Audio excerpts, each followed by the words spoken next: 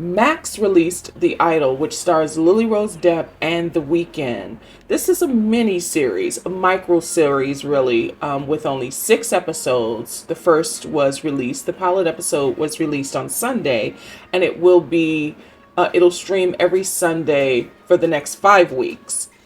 And the first impression I get is that with this pilot episode, it's really slow.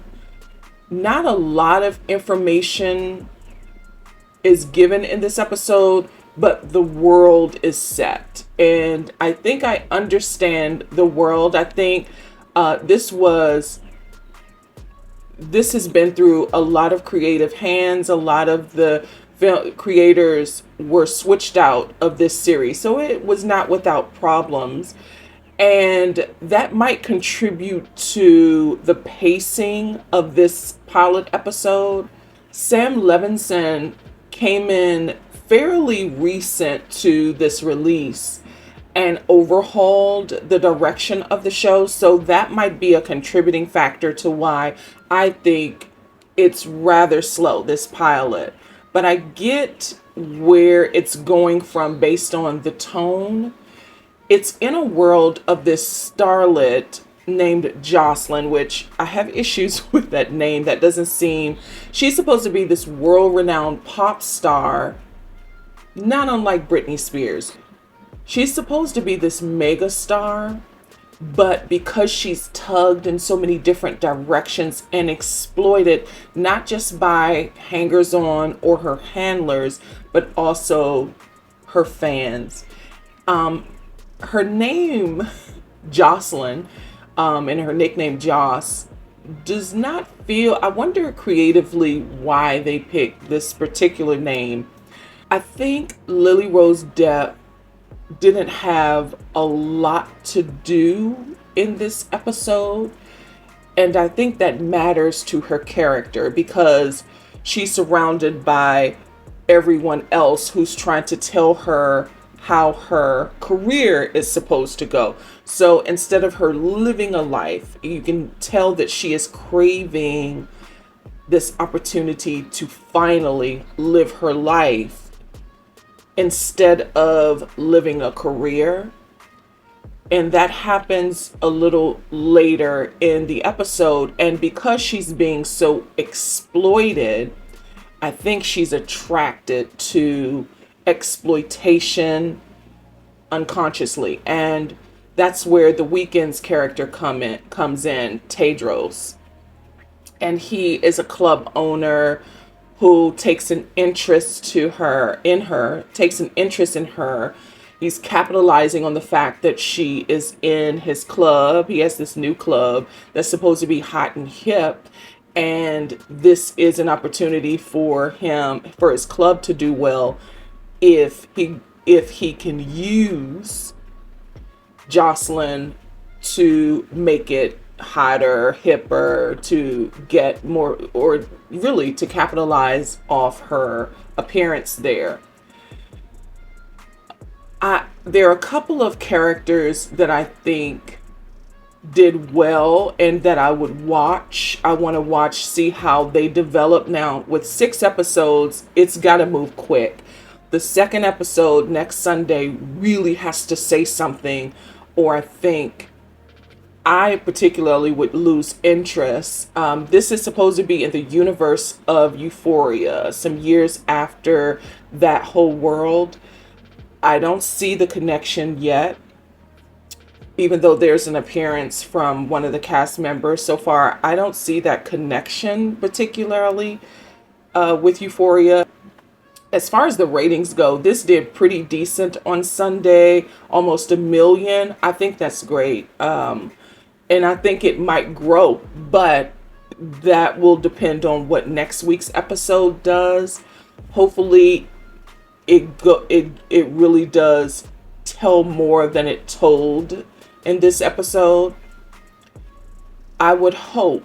So what I particularly would like to see from this series, this very micro series, there are some handlers of Jocelyn's life and career. Her handlers include Divine Joy Randolph, Eli Roth, Hank Azaria. Anne Heche did 5 episodes before her untimely death. Dan Levy, Jane Addams. I particularly liked Jane Addams' character. If these, and Susanna Sun, if these handlers would, if their characters are developed in a way that the handlers in Veep, if you've watched HBO's Veep, how funny and so developed those characters were in those supporting characters in that show. I think if they were developed in that way, this could be it would speak to me. It would resonate with me. They were not particularly funny in this episode, these characters. They weren't funny. I think the jokes that were supposed to land didn't land. If those characters are developed as well as the supporting characters in Veep, I think this could be a good series. But so far, they don't have this resonance about them. They just seem to play a prominent role in the background, if that makes any sense. The jokes weren't landing, and it just seems so over the top in a way that seems too particular. Like they're too one-dimensional. And so I'm looking forward to the second episode to see if these supporting characters, are well developed. Now, it's shot beautifully. I think the score is very titillating and it's haunting in certain places, especially the final section of this episode. The score was very haunting. This episode is titled Pop-Tarts and Rat Tails. This was directed by Sam Levinson, and it was co-written by Sam Levinson, The Weeknd, and Reza Rahim.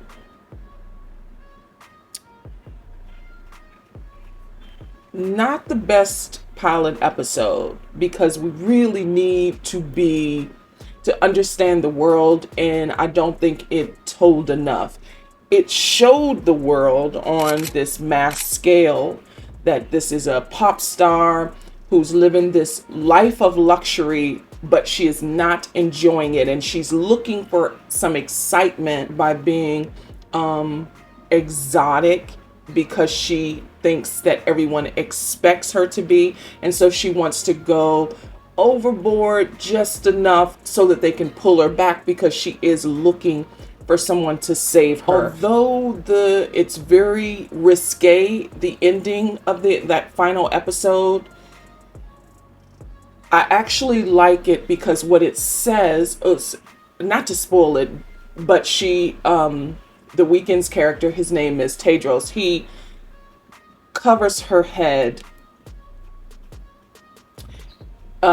with an article of her clothing, and in a way that suffocates her. And what that says is that she's living this life where she is suffocating, because she was enjoying, even though it was frightful to her, she was enjoying it. She expects it from people.